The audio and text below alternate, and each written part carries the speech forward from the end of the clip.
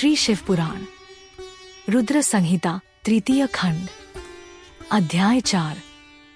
उमादेवी का दिव्य रूप से देवताओं को दर्शन देना, देवताओं का उनसे अपना अभिप्राय निवेदन करना और देवी का अवतार लेने की बात स्वीकार करके देवताओं को आश्वासन देना। ब्रह्मा जी कहते हैं, नारद, देवताओं के इस प्रकार स्तुति करने पर दुर्गम पीड़ा का नाश करने वाली जगत जननी देवी दुर्गा उनके सामने प्रकट हुई। वे परम अद्भुत दिव्य रत्नमय रथ पर बैठी हुई थी। उस श्रेष्ठ रथ में घुंघरू लगे हुए थे और मुलायम बिस्तर बिछे थे। उनके श्री विग्रह का एक एक अंग करोड़ों सूर्यों से भी अधिक प्रकाशमान और रमणीय था।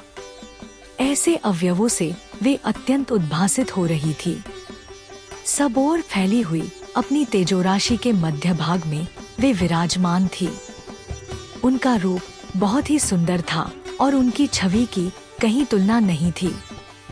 सदाशिव के साथ विलास करने वाली उन महामाया की किसी के साथ समानता नहीं थी।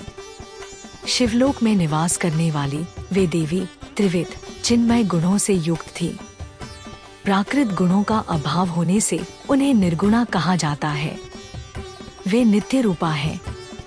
वे दुष्टों पर प्रचंड कोप करने के कारण चंडी कहलाती हैं, परंतु स्वरूप से शिवा कल्याणमयी है। सबकी संपूर्ण पीड़ाओं का नाश करने वाली तथा संपूर्ण जगत की माता है। वे ही प्रलयकाल में महानिद्रा होकर सबको अपने अंक में सुला लेती हैं तथा वे समस्त स्वजनों अर्थात भक्तों का संसार सागर से उद्धार कर देती हैं। शिवादेवी की तेजोराशि के प्रभाव से देवता उन्हें अच्छी तरह देख न सके।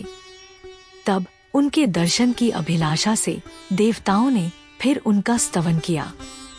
तदंतर दर्शन की इच्छा रखने वाले विष्णु आदि सब देवता उन जगदम्बा की कृपा पाकर वहां उनका सुस्पष्ट दर्शन कर सके। इसके बाद देवता बोले, अंबिके, महादेवी, हम सदा आपके दास हैं। आप प्रसन्नता पूर्वक हमारा निवेदन सुने। पहले आप दक्ष की पुत्री रूप से अवतीर्ण हो लोक में रुद्रदेव की वल्लभा हुई थी। उस समय आपने ब्रह्मा जी के तथा दूसरे देवताओं के महान दुख का निवारण किया था। तदंतर पिता से अनादर पाकर अपनी की हुई प्रतिज्ञा के अनुसार अपने शरीर को त्याग दिया और स्वधाम में पधार आईं।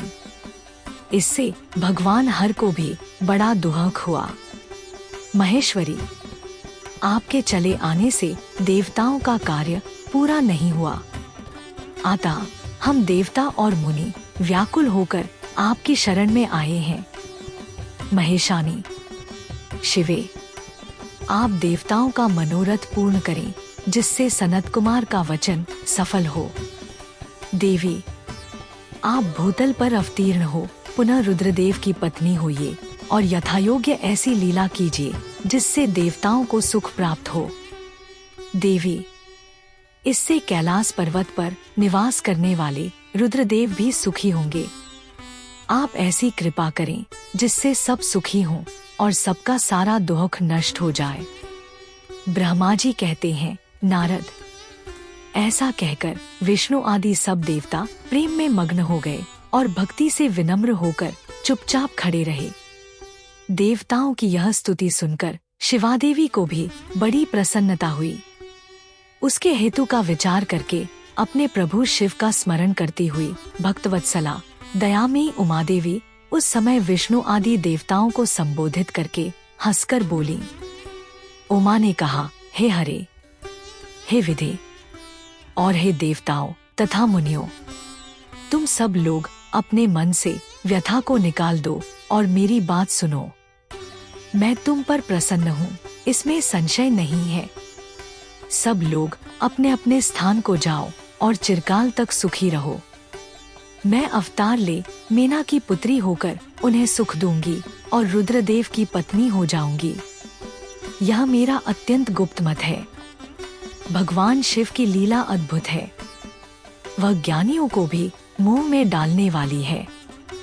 देवताओं, उस यज्ञ में जाकर पिता के द्वारा अपने स्वामी का अनादर देख जब से मैंने दक्षजनित शरीर को त्याग दिया है, तभी से वे मेरे स्वामी कालअग्नि रुद्रदेव तत्काल दिगंबर हो गए। वे मेरी ही चिंता में डूबे रहते हैं।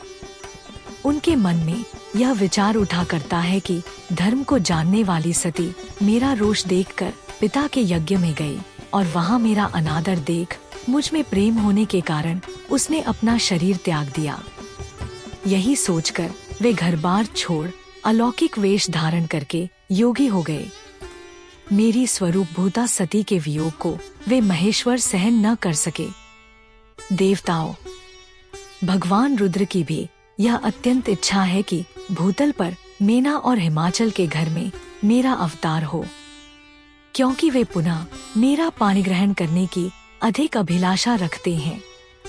अतः मैं रुद्रदेव के संतोष के लिए अवतार लूंगी और लौकिक गति का आश्रय लेकर हिमालय पत्नी मैना की पुत्री होंगी। ब्रह्मा जी कहते हैं, नारद, ऐसा कहकर जगदम्बा शिवा उस समय समस्त देवताओं के देखते देखते ही अदृश्य हो गईं और तुरंत अपने लोक में चली गईं।